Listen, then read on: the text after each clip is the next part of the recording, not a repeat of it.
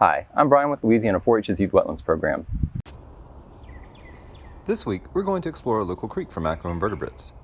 Macroinvertebrates include small aquatic animals that don't have a backbone, including the larval stages of some insects. These macroinvertebrates can help to tell us whether the water is healthy or not. You're going to need a dip net.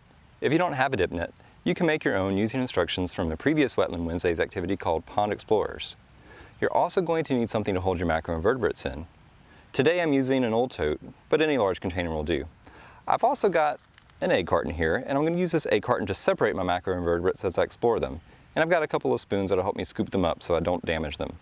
Lastly, I do have a chart that'll help me to identify my macroinvertebrates and tell me which ones like healthy water and which ones can tolerate polluted water.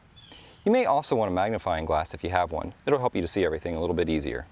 Today we'll be exploring a small stream, but you could do this activity at a pond as well. We're going to show you a few places you should focus on for trying to collect your macroinvertebrates. The first place we're going to explore is underneath some leaf litter that's hanging out at the bottom of this creek. So the first thing we're going to need to do is to put some water in our container. This will help our macroinvertebrates to stay alive and swim around while we're IDing them. Macroinvertebrates live on the bottom of these creeks, so use your net to disturb the leaf litter near the bottom and swirl your net around. So after you let the water settle a while, you might notice some things that are starting to move around in it. These are your macroinvertebrates. What you want to do is use your spoon carefully and try to grab them out and move them over to a separate container so you can examine them more. I've done that already. So in my egg carton here, I've already collected some of the critters in this water. You can see one of them moving around there in the red here. You may also find some macroinvertebrates that are really small and aren't on your chart, and that's okay. You can take a picture of them or take some notes and maybe try to find out what they are later. Let's practice some ID. Looking at your chart, try to identify this macroinvertebrate.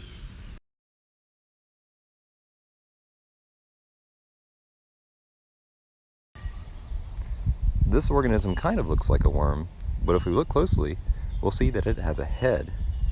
This is actually a midge larva. This one over here, that you can see in the upper right corner, barely moving around in there, is an aquatic worm called a threadworm. Let's try one more. Use your chart to try to identify this macroinvertebrate. This guy is actually using its mouth parts to hold onto the bottom of the egg carton. It's not a fish, it's a leech. If I look at my chart, we'll see that all three macroinvertebrates we've identified are in the tolerant to pollution category. Let's keep exploring. Underneath rocks are another great place to find macroinvertebrates. You want to set your net downstream from the rocks and lift the rocks up to disturb what's underneath to let them flow into your net. So I didn't find as much this time in the water, but I did find these guys. Now if I look at my sheet, what do y'all think that is? Can you find it? If you picked a mussel or clam, you're right. They are in the semi-tolerant to pollution category, which means they can tolerate some pollution. Areas with aquatic vegetation are also great places to look, so we'll choose this for our last spot. You will want to take your net and swirl it around the base of the vegetation to try to collect as much as you can. So here we are with what we found at our last spot. We have found a couple of threadworms. This guy in the center right here is called a scud. It's kind of like a shrimp.